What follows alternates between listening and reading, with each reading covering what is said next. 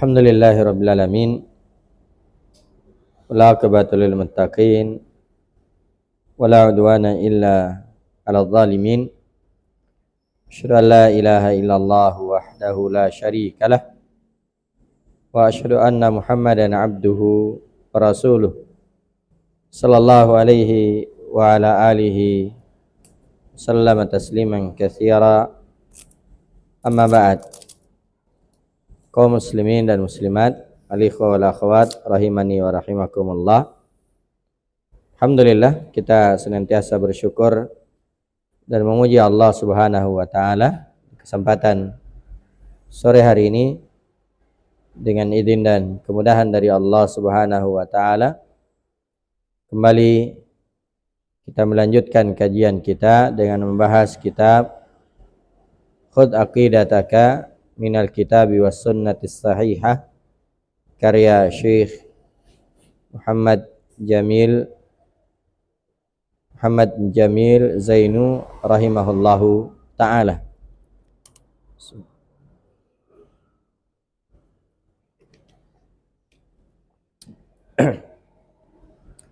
Insyaallah ta'ala kita akan memasuki pembahasan yang baru atau bab yang baru, yaitu al-amalu bil Qur'ani wal hadis.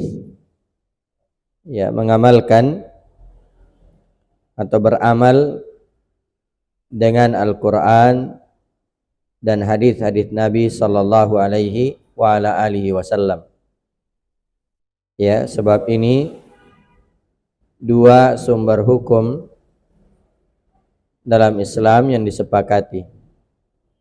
Itu sebelumnya sumber hukum ya dalam Islam yang disepakati, yang pertama adalah Al-Qur'an, yang kedua adalah hadis, yang ketiga adalah ijma', dan yang keempat adalah qiyas. Ini 4 hukum atau sumber hukum yang disepakati dalam Islam. Al-Qur'an, yang kedua hadis, yang ketiga ijma'. Ijma' itu artinya ya kesepakatan para ulama, kesepakatan kaum muslimin, atau kesepakatan para sahabat. Ini ijma'. Dan yang keempat adalah qiyas. Qiyas itu analogi. Ya. Misalnya di dalam Al-Qur'an tidak disebutkan tentang narkoba atau tape. Ya. Tapi narkoba itu memabukkan. Demikian juga tape itu kalau sudah lama tinggal itu bisa memabukkan. Kalau dia sudah memabukkan, maka itu dikiaskan dengan khamr. Ya, dianalogikan dengan khamr. Nah, jadi ini 4 sumber hukum Islam yang disepakati. Nah, di sini dibahas oleh penulis rahimahullahu ta'ala 2, yaitu Al-Quran dan hadis Nabi sallallahu alaihi wasallam.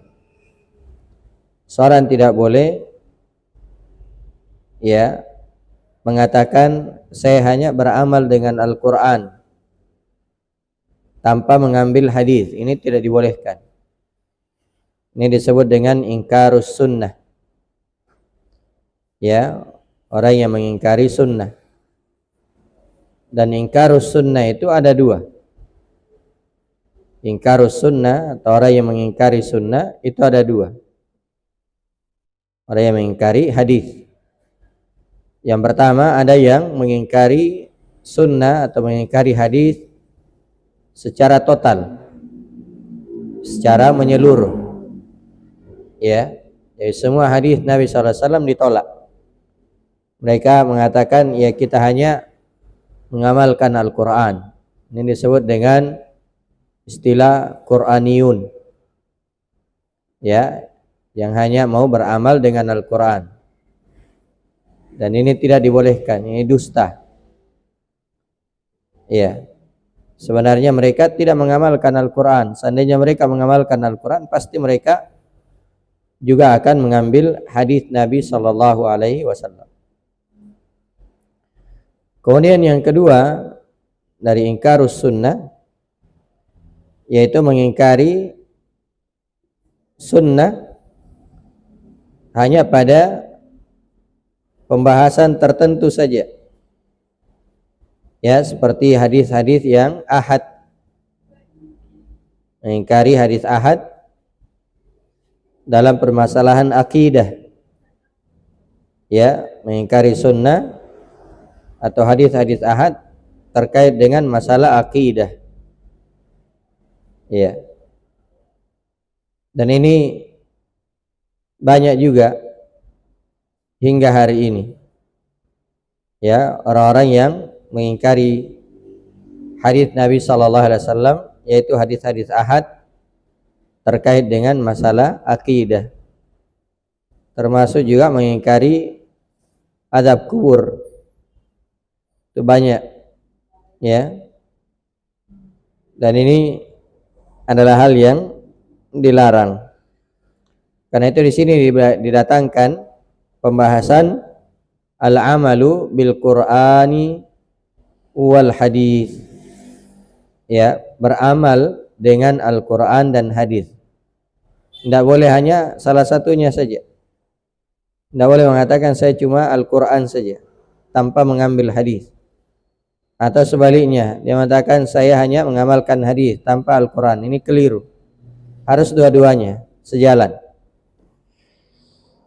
Maka di sini didatangkan beberapa pertanyaan. Pertama, limadza anzalallahu al-Quran? Ya, untuk apa Allah Subhanahu wa taala menurunkan Al-Quran? Ya, apa fungsi Al-Quran diturunkan? Jawabannya, anzalallahu al-Qur'ana lil amali bih. Allah Subhanahu wa taala menurunkan Al-Quran agar diamalkan. Ya. Allah Subhanahu wa taala menurunkan Al-Quran agar diamalkan. Qala ta'ala, Allah Subhanahu wa taala berfirman, ittabi'u ma unzila ilaikum min rabbikum. Ikutilah apa yang diturunkan kepada kalian dari Tuhan kalian, dari Rabb kalian. Surah Al-A'raf ayat 31 atau ayat yang ketiga. Nah, ittabi'u ma unzila ilaikum min rabbikum. Ikutilah apa yang diturunkan oleh Rabb kalian, ya, kepada kalian. Dan para ulama as-salaf ketika mereka menafsirkan firman Allah Subhanahu wa taala, alladzina atainahumul kitaba yatlunahu haqqa tilawati ulaika yu'minuna bi, di surah Al-Baqarah, orang-orang yang kami berikan Alkitab maka mereka membacanya dengan sebenar-benar bacaan dan mereka beriman kepadanya. Makna dari ayat tersebut, ya, bahwasanya mereka membaca Al-Quran, membaca kitab dengan sebenar-benar bacaan, itu ada 5 tingkatan. Ya, jadi membaca Al-Quran dengan sebenar-benar bacaan itu ada 5 tingkatan. Yang pertama, ya, al-qiraah, membaca. Ya. Yang kedua, al-hifdz, ya, memahami, menghafalkan. Ya, takunu bi qiraatihi, yang pertama membacanya, wa hifdhihi, yang kedua menghafalnya, wa fahmihi, yang ketiga memahaminya, wa tadabburihi, yang keempat mentadabburinya, wal amali bih, dan yang kelima adalah mengamalkannya. Ya. Itulah orang yang dikatakan yatlunahu haqqa tilawati. Mereka membaca Al-Quran dengan sebenar-benar bacaan. Jadi yang pertama membacanya. Makanya hendaknya seorang itu senantiasa mempelajari cara membaca Al-Quran. Ya.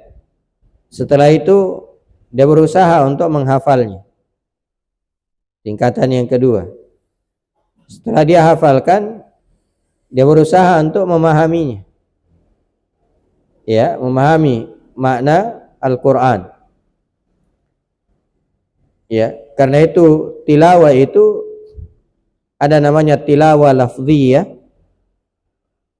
tilawah lafadznya, dan ada namanya tilawah hukmiyah. Ya, mengamalkan isi dan kandungannya.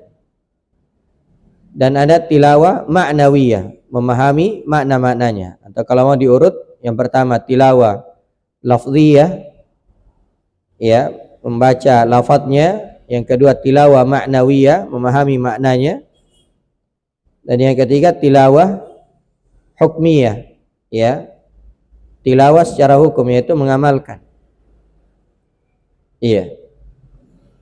Setelah seorang membacanya, dia hafalkan, dia pahami, dia tadabburi, ya, dan yang kelima dia mengamalkannya. Itulah fungsi Al-Quran diturunkan. Ittabi'u ma unzila ilaikum min rabbikum. Ikutilah apa yang diturunkan kepada kalian dari Tuhan kalian, yaitu Al-Quran. Dan di sini juga terdapat keterangan bahwasanya Allah itu di atas, karena Allah menurunkan Al-Quran. Ya, berarti Allah Subhanahu wa ta'ala di atas. Nah, karena itu sebagian ulama seperti Ibnul Qayyim rahimahullah menyebutkan bahwasanya keterangan atau dalil yang menunjukkan Allah di atas itu lebih dari 2000 ayat atau 2000 dalil. Lebih dari 2000 dalil. Dan salah satu di antaranya. Nah, waqala sallallahu alaihi wasallam, dan Nabi sallallahu alaihi wasallam bersabda, "Iqra'ul Qur'an wa'malu bih wa la ta'kulu bih." Sahihun rawahu Ahmad. Nabi sallallahu alaihi wasallam bersabda, bacalah Al-Qur'an dan amalkanlah Al-Qur'an. Jadi bukan hanya sekadar membaca, tapi diamalkan. Karena itu ahlul Qur'an, sebagaimana disebutkan dalam hadis bahwasanya innalillahi, ya, ahlina minan nas. Sungguhnya Allah itu memiliki keluarga-keluarga dari kalangan manusia. Siapa keluarga Allah? Ya, yaitu ahlul Quran wa khassatuhu. Ahlul Quran dan kehususan-kehususannya. Siapa yang dimaksud dengan ahlul Quran? Disebutkan oleh Syekh Shalih Fauzan hafizahullah, ahlul Quran adalah orang yang membaca Al-Quran dan mengamalkannya. Walaupun boleh jadi dia tidak menghafalkan. Kalau dia baca dan dia amalkan, itulah ahlul Quran. Sebaliknya kalau hanya dia hafalkan, dia baca tapi dia tidak amalkan, ya, maka tidak dianggap sebagai ahlul Quran. Nah, di sini Nabi SAW bersabda, Iqra'ul Quran wa amalu bih. Bacalah Al-Quran dan beramallah dengannya. Wala ta'kulu bih. Dan janganlah kamu makan darinya. Jangan cari makan dengan Al-Quran. Apa maksudnya jangan cari makan dengan Al-Quran? Ini disebutkan oleh para ulama, ya, seperti dia baca Al-Quran, setelah itu dia dibayar, ya, atau dia minta bayaran. Dia minta bayaran, ya, dengan bacaan Al-Qur'annya tersebut. Ya, saya baca tapi bayar saya sekian. Ya. Dan ini termasuk juga yang muncul di masa ini di jalan-jalan, ya, anak-anak yang membaca Al-Qur'an setelah itu dia minta. Ini yang seperti ini tidak boleh dikasih. Ini tidak boleh dikasih. Nah, Adapun kalau misalnya seorang itu mengajarkan Al-Quran kemudian diupah, maka itu tidak ada masalah, insya Allah. Ya, karena Nabi SAW bersabda, Inna haqqa ma akhadtum, atau kama qala sallallahu alaihi wasallam, ya sungguhnya yang paling berhak untuk engkau ambil adalah ya mengambil upah dari mengajarkan Al-Quran. Ya. Ya, kalau seorang misalnya mengajar Al-Quran kemudian diupah, apakah itu di sekolah atau di masjid atau di mana, ya, lalu diupah, maka itu tidak ada masalah. Ya, tidak ada masalah. Nah, itu berdasarkan juga hadis terkait dengan sekelompok sahabat yang meruqyah, ya, kemudian dikasih kambing, ya, dan dia tidak persyaratkan. Nah, ini boleh seperti itu, ya, karena itu guru mengaji ya diupah, tidak ada masalah, ya. Tapi kalau misalnya dia ya membaca, ya, setelah itu dia minta, ini yang masuk dalam hadis, ya, wala ta'kulu bihi, jangan kalian makan dengannya, mencari makan dengannya. Nah, ya, lantas bagaimana kalau misalnya ada anak-anak, ya, karena ini muncul ya di masa sekarang, ya, persimpangan jalan, dia baca, masya Allah, baca surah An-Naba, ya, setelah itu minta uang, maka yang seperti ini dinasihati, ya, nasihati bahwasanya hal tersebut tidak dibolehkan, ya, tidak dibolehkan. Kemudian yang kedua, ma hukmul amali bil hadits sahih. Apa hukum mengamalkan hadis yang sahih? Apa hukum beramal dengan hadis yang sahih? Ya. Dan hadis sahih itu adalah hadis yang sanadnya bersambung kepada Nabi sallallahu alaihi wasallam. Dinukil oleh orang yang adil dan orang yang dhabit, yaitu kuat hafalannya, ya, dan tidak ada ya syadz dan tidak ada illah, ya. Syadz itu artinya menyelisihi hadis yang lebih sahih. Demikian juga tidak ada illat, yaitu cacat-cacat di dalam hadis. Ini tentu yang dipelajari di dalam ya mustalahul hadis. Yang jelas bahwasanya hadis sahih itu adalah hadis yang bersambung kepada Nabi sallallahu alaihi wasallam. Ya. Dan hadis yang diamalkan itu adalah hadis yang sahih, demikian juga hadis yang hasan. Hadis yang hasan. Ya.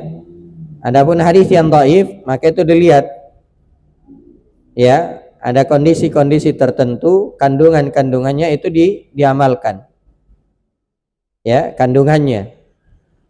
Nah, tentunya ini dibahas di dalam ya ilmu hadis. Jadi apa hukum mengamalkan hadis yang sahih? Kata beliau, al-amalu bil hadis sahih wajib. Mengamalkan hadis yang sahih itu wajib. Ini bantahan terhadap kelompok ingkarus sunnah tadi. Orang yang mengingkari hadis-hadis Nabi SAW, apakah itu secara total atau sebagian? Karena sebagaimana yang kita sebutkan tadi di awal, bahwa yang mengingkari hadis Nabi itu ada dua. Ada yang mengingkari seluruhnya, dan ada yang mengingkari hadis-hadis ahad saja dalam pembahasan akidah. Ya. Dan itu adalah penyimpangan. Maka dikatakan di sini bahwasanya beramal dengan hadis yang sahih itu hukumnya wajib. Liqauli ta'ala, berdasarkan firman Allah Subhanahu wa taala di surah Al-Hasyr ayat yang ke-7, wa ma atakumur rasulu fakhudhu wa ma nahakum anhu fantahu. Apa yang didatangkan oleh Rasul maka ambillah, terimalah, dan apa yang dilarang dari kalian maka tinggalkan. Ini sebenarnya sudah bantahan dari ya golongan Qur'aniyun tadi. yang mengatakan kami beramal hanya dengan Al-Quran. Ini sudah bantahan. Seandainya mereka beramal dengan Al-Quran, pasti amalkan ayat ini. Kalau dia amalkan ayat ini, berarti mereka harusnya mengambil hadis-hadis Nabi Sallallahu Alaihi Wasallam. Ya, karena di dalam Al-Quran itu, ya, dijelaskan seluruh permasalahan. Tapi penjelasannya itu kadang, ya, atau banyak hanya bersifat global saja. Tentang salat misalnya, dijelaskan dalam Al-Quran. Ya, diperintah untuk salat. Tapi bacaan salat itu tidak disebutkan di dalam Al-Quran. Bacaan ruku, bacaan sujud, tasyahud, ya, itu tidak disebutkan di dalam Al-Quran. Di mana didapatkan? Ya, itu didapatkan dalam hadis-hadis Nabi Sallallahu Alaihi Wasallam. Demikian juga misalnya azan, tidak ada lafaz azan di dalam Al-Quran. Ya, lafaz adzan asyhadu an la ilaha atau Allahu akbar, ya, 4 kali dan seterusnya sampai la ilaha illallah, itu tidak ada. Itu didapatkan di dalam hadis Nabi sallallahu alaihi wasallam. Ya, maka sangat, ya, menyimpang jauh orang yang, ya, tidak mau beramal dengan hadis Nabi sallallahu alaihi wasallam. Wa qala sallallahu alaihi wasallam, alaikum bi sunnati wa sunnatil khulafa'ir rasyidin al mahdiyyin tamassaku biha, sahihun rawahu Ahmad. Nabi sallallahu alaihi wasallam juga bersabda, hendaknya kalian berpegang teguh di atas sunnahku dan sunnah khulafa'ir rasyidin. Khulafa'ir rasyidin, ya, yaitu Abu Bakar, Umar, Utsman dan Ali. Ini disepakati oleh para ulama. Ya, maksudnya 4 ini disebut dengan Khulafa ar-Rasyidin. Dan sebagian juga mengatakan, ya, Umar bin Abdul Aziz. Ya, terpendapat sebagian, tapi, ya, pendapat mayoritas bahwasanya Khulafa ar-Rasyidin itu 4. Abu Bakar As-Siddiq, Umar bin Khattab, Utsman bin Affan dan Ali bin Abi Thalib. Kata Nabi sallallahu alaihi wasallam, wajib bagi kalian untuk berpegang di atas sunnahku dan sunnah, ya, khulafa ar-rasyidin yang mendapatkan petunjuk.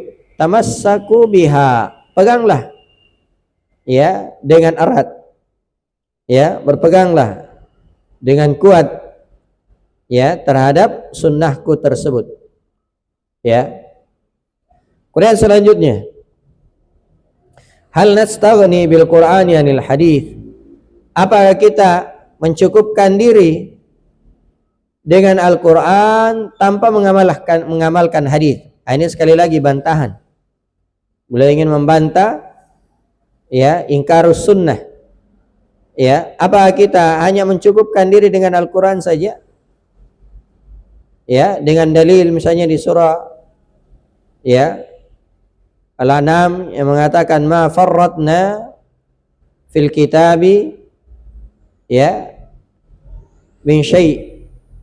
Kami tidak alfakan, kami tidak meluputkan sedikit pun di dalam Al-Qur'an. Nah, ini kan, ya, ini ayatnya benar. Ya, dan ini yang dijadikan, ya, ayat oleh orang-orang yang menyimpang dengan, ya, melontarkan syubhat mereka. Dia mengatakan, nah, ini Al-Quran sudah disebutkan, semuanya sudah ada di dalam Al-Quran. Ya, maka jawabannya betul bahwasanya semua ada di dalam Al-Quran. Ya, tapi itu, ya, penjelasan-penjelasan di dalam Al-Quran itu masih banyak bersifat global. Adapun secara rinci, ya, maka itu disebutkan di dalam hadis-hadis Nabi sallallahu alaihi wasallam. Ya, zakat disebutkan dalam Al-Qur'an. Ya, tapi kadar zakat itu, ya, berapa? Itu tidak disebutkan.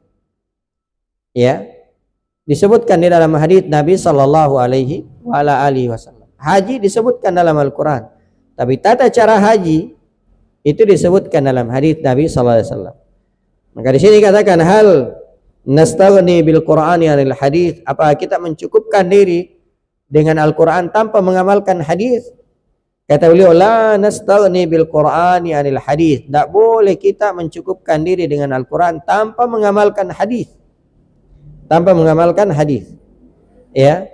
Tapi harus kita amalkan dua-duanya, Al-Quran dan hadis.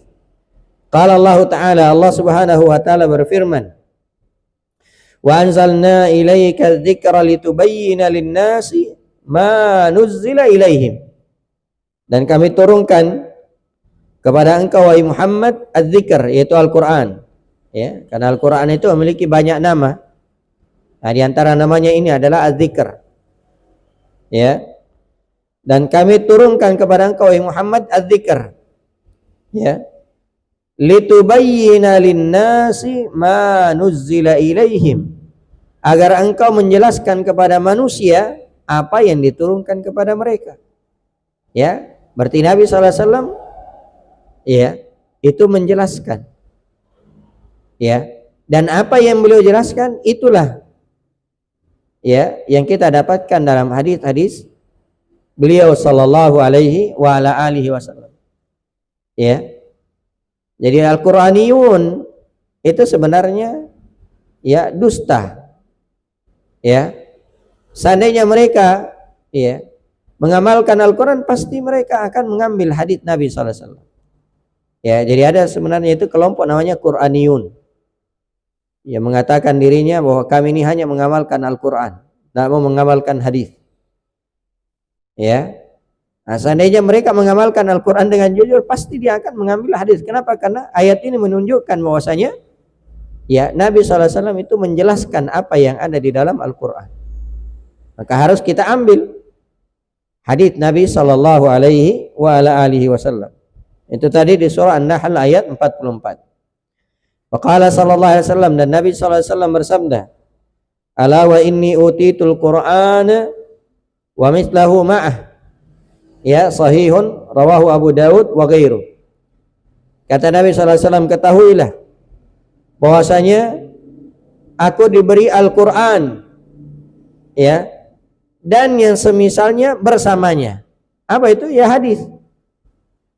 Dan apa yang diucapkan oleh Nabi sallallahu alaihi wasallam itu juga wahyu dari Allah Subhanahu wa taala, sebagaimana di surah An-Najm. Ya.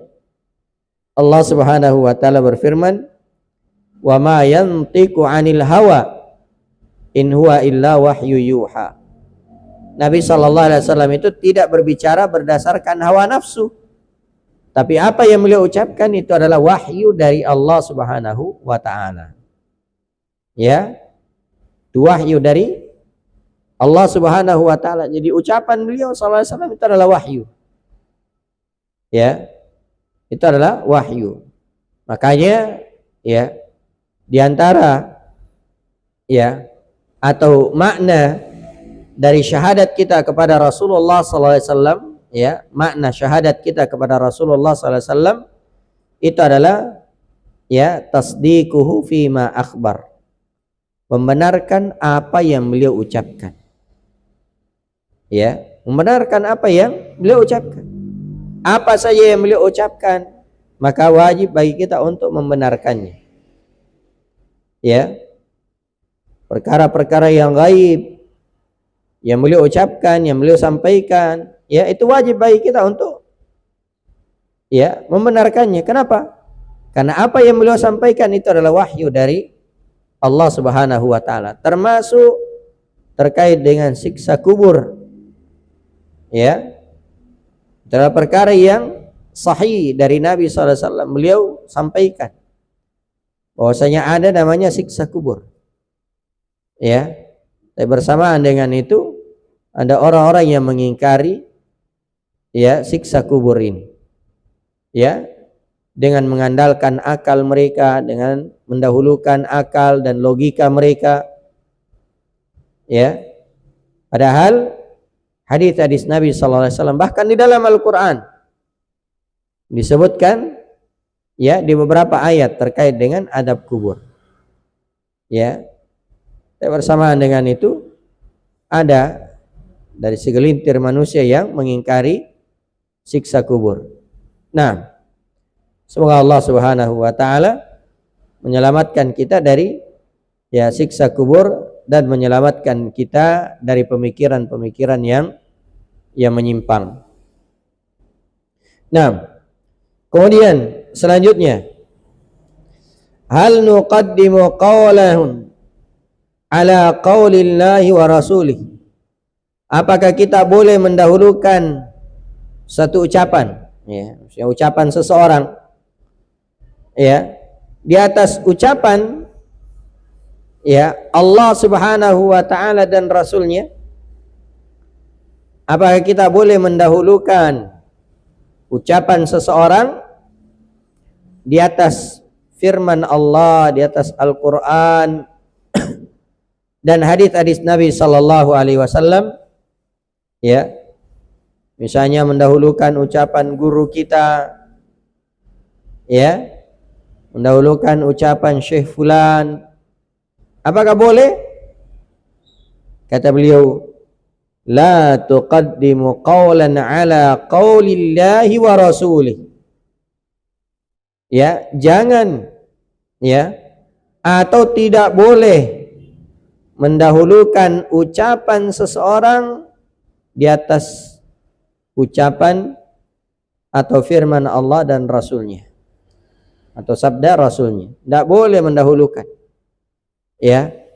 Siapapun yang mengucapkan satu ucapan kalau bertentangan dengan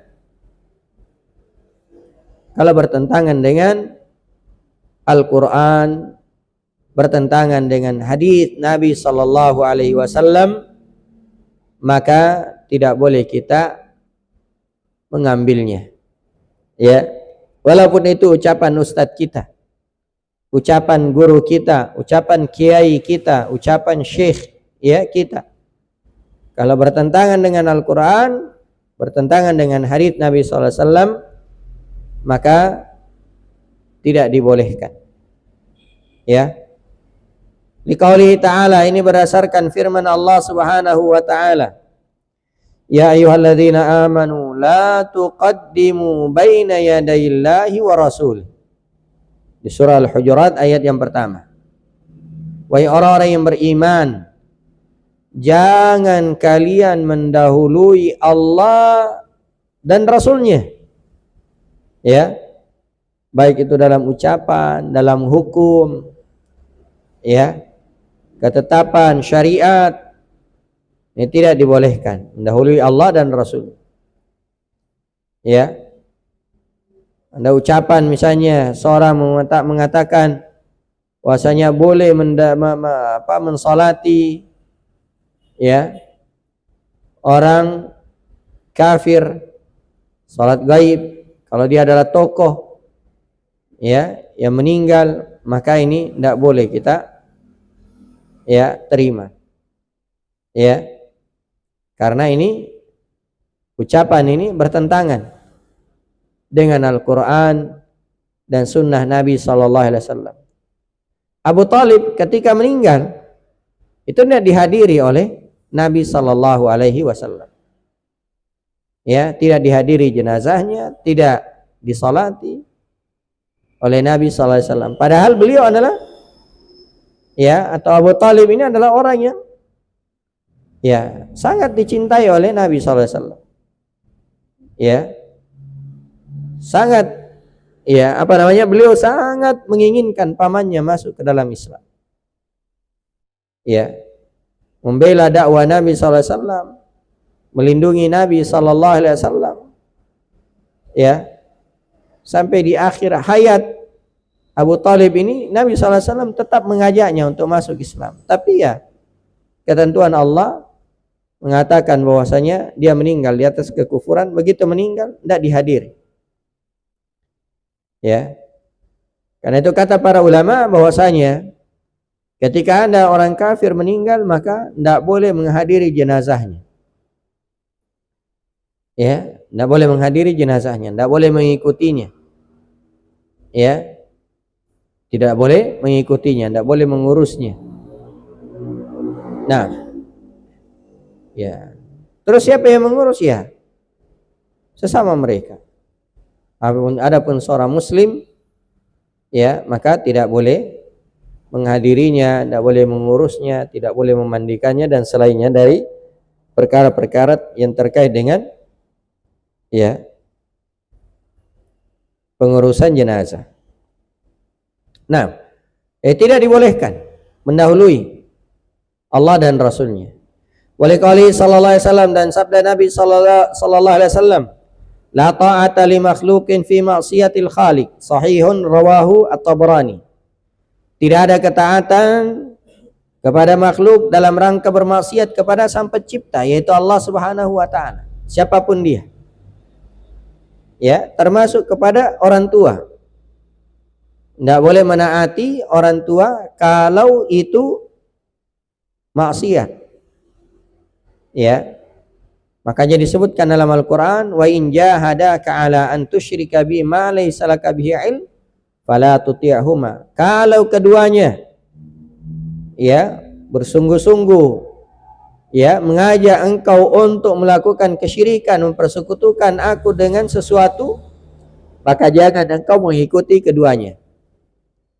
Tidak boleh menaati ya kedua orang tua ya dalam rangka bermaksiat. Ya, tapi ya tetap juga tidak boleh durhaka. Makanya dikatakan wasahibahuma fid dunya ma'rufa, perbaiki, pergauli keduanya di dunia ini dengan baik. Ya. Adapun mengajak kepada maksiat maka tidak ditaati. Tidak ditaati. La ta'ata li makhluqin fi maksiatil khaliq. Tidak ada ketaatan kepada makhluk ya dalam rangka bermaksiat kepada Allah. Wa qala Ibnu Abbas, dan juga Ibnu Abbas radhiyallahu taala anhu pernah berkata, akhsha an tanzila alaikum hijaratun minas sama. Saya khawatir ya hujan batu akan menimpa kalian. Saya khawatir kalian akan dihujani dengan hujan batu dari langit. Kenapa? Aqulu lakum qala Rasulullah wa taqulu qala Abu Bakar wa Umar. Karena saya mengatakan bahwasanya Rasulullah bersabda begini, sementara kalian mengatakan tapi Abu Bakar dan Umar berkata begini. Nah, ini. Jadi kalau ucapan Abu Bakar dan Umar saja radhiyallahu anhuma ya tidak boleh didahulukan di atas ucapan Nabi SAW, lantas bagaimana dengan selain beliau? Ya, ini. Jadi kata Ibnu Abbas, saya khawatir kalian akan ditimpa hujan batu dari langit. Kenapa? Karena ya, saya mengatakan ini sabda Nabi SAW, tapi kalian justru mengatakan Abu Bakar berkata begini, Umar berkata begini, ya. Lantas bagaimana kalau kita mengatakan fulan berkata begini, atau menurut saya, menurut guru saya, menurut kiai saya, menurut ini dan ini, ya, dalam rangka menolak hadis-hadis Nabi sallallahu alaihi wa ala alihi wasallam. Nah, maka tidak dibolehkan. Ya, tidak dibolehkan. Jadi seorang itu diikuti kalau dia mengikuti Al-Quran dan Sunnah Nabi sallallahu alaihi wa ala alihi wasallam. Nah, kemudian selanjutnya, ya, madza naf'alu idza ikhtalafna? Apa yang harus kita lakukan kalau kita berselisih? Nah, ada perselisihan misalnya, ya, ada perselisihan. Apa yang harus kita lakukan? Na'udu ilal kitabi was sunnatis sahihah. Ya, kalau berselisih, ya, maka kita kembali kepada Al-Quran dan Sunnah yang sahih. Ini solusinya. Ya, perselisihan apapun, kalau kita kembalikan kepada Al-Quran dan Sunnah, pasti ada solusinya. Ya, qala Allah Ta'ala, Allah Subhanahu wa Ta'ala berfirman, فَإِن تَنَازَعْتُمْ فِي شَيْءٍ فَرُدُّوهُ إِلَى اللَّهِ وَالرَّسُولِ In kuntum tu'minuna billahi wal yawmil akhir, dzalika khairu wa ahsanu ta'wila. Ya, surah An-Nisa ayat 59. Kata Allah Subhanahu wa taala, apabila kalian berselisih terhadap sesuatu, maka kembalikan hal tersebut kepada Allah dan Rasul-Nya. Apabila kalian beriman kepada Allah dan hari akhir, dzalika khairu wa ahsanu ta'wila. Yang demikian itu lebih utama dan lebih baik akibatnya. Ya. Apapun perselisihannya. Ya. Ada perselisihan misalnya, ya, terkait dengan menentukan awal masuknya Ramadan. Ya, kembalikan kepada Al-Quran dan Sunnah, pasti akan selesai. Ya, ada perselisihan tentang awal, ya, Syawal, hari raya Idul Fitri misalnya. Ketika ada perselisihan, kembalikan kepada Al-Quran, ya, dan Sunnah Nabi Sallallahu Alaihi Wasallam. Pasti ada solusinya, ya, pasti ada solusinya. Karena Nabi Sallallahu Alaihi Wasallam hanya memberikan kepada kita di dalam penentuan awal bulan, akhir bulan, itu hanya dengan melihat atau mencukupkan bilangan. Ya, kalau itu diikuti maka selesai. Tidak akan ada perselisihan. Wa qala sallallahu alaihi wasallam, dan Nabi sallallahu alaihi wasallam bersabda sebagaimana dalam hadis tadi, diulangi di sini, alaikum bisunnati wa sunnatil khulafa'ir rasyidin tamassaku biha. Ya, hendaknya kalian berpegang teguh di atas sunnahku dan sunnah, ya, khulafa'ir rasyidin. Ya, dan sunnah khulafa'ir rasyidin, ya, tamassaku biha, ya, tamassaku biha, ya,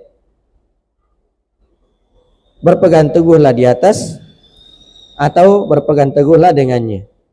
Nah, maka solusinya ketika terjadi perselisihan apapun, baik itu dalam masalah akidah, ya, demikian juga dalam masalah fikih, ya, maka kita wajib mengembalikan hal tersebut kepada Al-Quran dan Sunnah Nabi Sallallahu Alaihi Wasallam. Kemudian selanjutnya kata beliau, kaifa nuhibbullaha wa rasulah. Bagaimana kita mencintai Allah dan Rasulnya. Ini penting jamaah yang dimuliakan oleh Allah.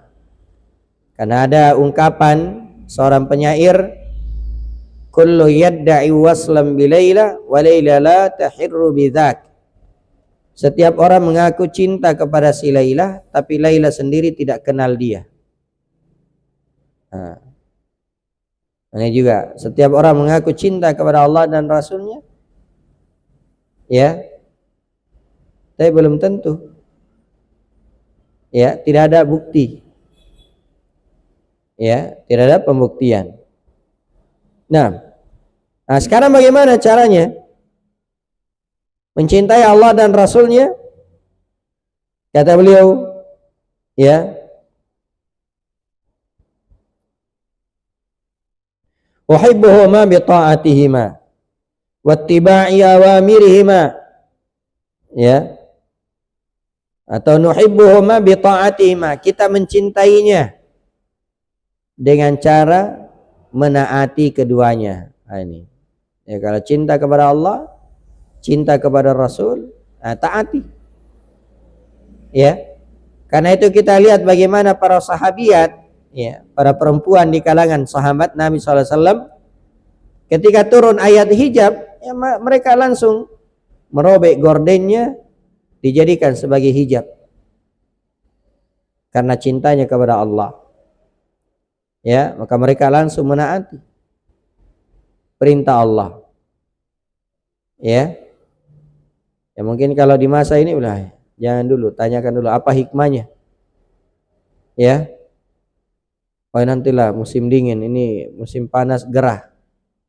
Para sahabat tidak, Begitu turun ayat hijab, langsung mereka merobek gorden mereka, kemudian dijadikan sebagai hijab, jadikan sebagai jilbab. Nah, wattiba'i awamiriha, dan mengikuti perintah-perintahnya. Makan diperintahkan dengan tangan kanan, minum diperintahkan dengan tangan kiri. Ya, ikuti. Ya. Perempuan tidak boleh keluar dari rumah dengan memakai wewangian. Ikuti. Laki-laki tidak boleh memakai perhiasan emas. Ya. Ikuti. Ya. Dia jangan mengatakan, oh, saya kan banyak uangku, bisa beli emas, bisa beli cincin, kalung, gelang. Ya. Ini tidak dibolehkan. Perhiasan emas itu hanya untuk perempuan. Laki-laki tidak dibolehkan. Ya. Memakai wewangian ketika keluar rumah itu tidak boleh bagi perempuan, hanya untuk laki-laki saja. Ya. Perempuan mau memakai wewangian silahkan pakai di rumah. Untuk suaminya. Nah, Allah Subhanahu wa taala berfirman, "Qul in kuntum tuhibbunallaha fattabi'uni yuhibbukumullahu wa yaghfir lakum dzunubakum wallahu ghafurur rahim." Katakan wahai Nabi Muhammad, apabila kalian cinta kepada Allah, maka ikuti aku. Ya. Ikuti aku. Yaitu ikuti Nabi sallallahu alaihi wasallam. Maka Allah pasti akan mencintai kalian dan mengampuni dosa-dosa kalian, dan Allah Maha Pengampun lagi Maha Penyayang. Waqala alaihi salatu wassalam, Nabi sallallahu alaihi wasallam juga bersabda, la yu'minu ahadukum hatta akuna ahabba ilai min walidihi wa waladihi wan nasi ajma'in. Ya. Tidak beriman salah seorang di antara kalian sampai aku yang dia lebih cintai daripada ya kedua orang tuanya, ya, anak-anaknya dan seluruh manusia. Maka kita harus mendahului atau mendahulukan kecintaan kita kepada Allah dan Rasulnya daripada orang tua dan anak-anak. Karena itu kita lihat juga bagaimana sebagian sahabat, ya, ayah dengan anak bertemu di peperangan. Ya, di masa Nabi sallallahu alaihi wasallam. Bertemu. Ya, di peperangan. Kenapa? Satunya beriman, satunya kafir. Ya, satunya beriman, satunya kafir. Nah, para jamaah yang dimuliakan oleh Allah Subhanahu wa taala, yang terakhir dalam poin ini, hal natrukul amala wa nattakilu 'alal qadar. Ini juga penting. Apakah kita boleh, apakah kita tidak beramal dan bersandar kepada takdir? Karena ada orang, kenapa tidak sholat? Ini sudah takdir. Ya. Kenapa tidak puasa? Ini sudah takdir. Apa boleh seperti itu? Ya. Apa boleh seperti itu? Jawabannya, la natrukul amal. Tidak boleh. Ya, bersandar kepada takdir. Ya. Dan meninggalkan amalan. Ya. Tapi kita diperintah untuk beramal. Ya. Diperintah untuk beramal. Liqaulihi ta'ala fa amma man a'ta wattaqa wa saddaqa bil husna fasanuyassiruhu lil yusra. Ya. Allah Subhanahu wa taala berfirman, adapun orang yang memberikan hartanya di jalan Allah dan bertakwa, demikian juga membenarkan adanya pahala dan surga di sisi Allah Subhanahu wa taala, niscaya kami akan mudahkan urusannya. Kami akan mudahkan jalannya. Berarti ini diperintah untuk beramal. Mengeluarkan ya sedekah, ya. Demikian juga amalan yang lain. Wa qauli sallallahu alaihi wasallam, dan Nabi sallallahu alaihi wasallam bersabda, "I'malu", beramallah kalian. Fa kullu muyassarun lima khuliqalah, karena setiap orang itu akan dimudahkan dengan apa yang dia diciptakan. Ya, tidak boleh seorang ketika ditanya, kenapa tidak sholat? Saya ini sudah ditakdirkan tidak sholat. Tidak boleh. Ya. Sebagaimana seorang itu biasanya tidak ada yang mengatakan kenapa tidak makan.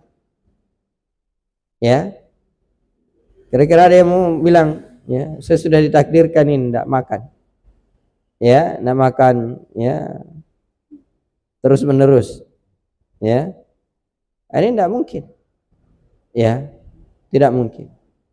Maka jemaah yang dimuliakan oleh Allah, seorang itu hendaknya dia beramal. Ya, karena tidak ada yang tahu apa yang dia ditakdirkan untuknya kecuali setelah terjadi. Betul bahwasanya penghuni surga, ya, itu sudah ditetapkan, penghuni neraka sudah ditetapkan. Ya, tapi seorang tidak boleh bersandar dengan hal tersebut dan mengatakan, ya, saya ini kalau mau dimasukkan ke surga, dimasukkan juga ke surga, biar tidak beramal. Ya. Nah, ini tidak dibolehkan, tapi diperintah untuk beramal. Karena itu para nabi, para sahabat, mereka semua bersungguh-sungguh di dalam beramal. Kesimpulannya jemaah yang dimuliakan oleh Allah terkait dengan pembahasan ini, pertama, bahwasanya sumber hukum Islam itu ada 4 yang disepakati.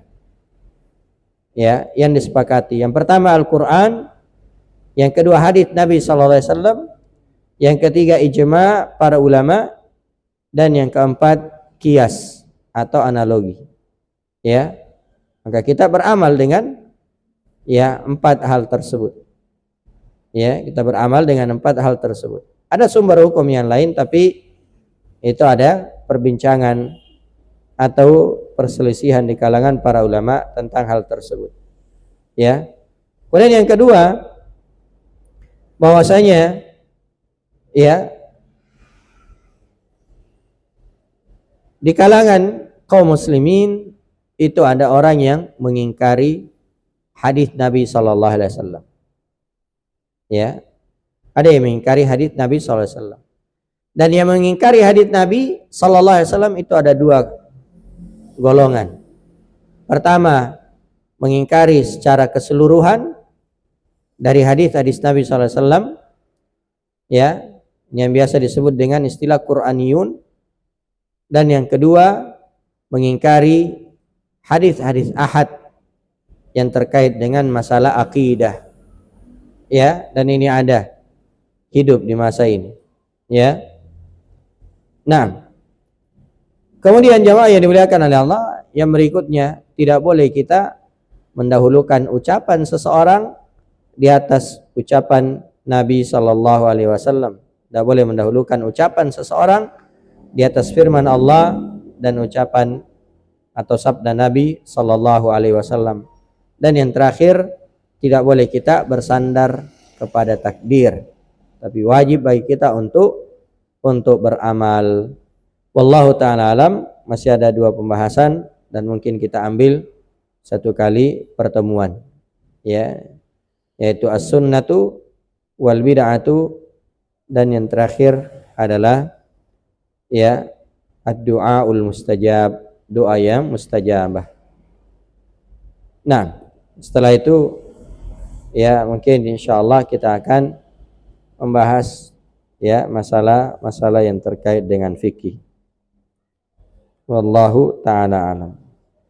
Baik, sebelum kita tutup, mungkin kalau ada hal yang ingin ditambahkan atau ingin ditanyakan, disilakan.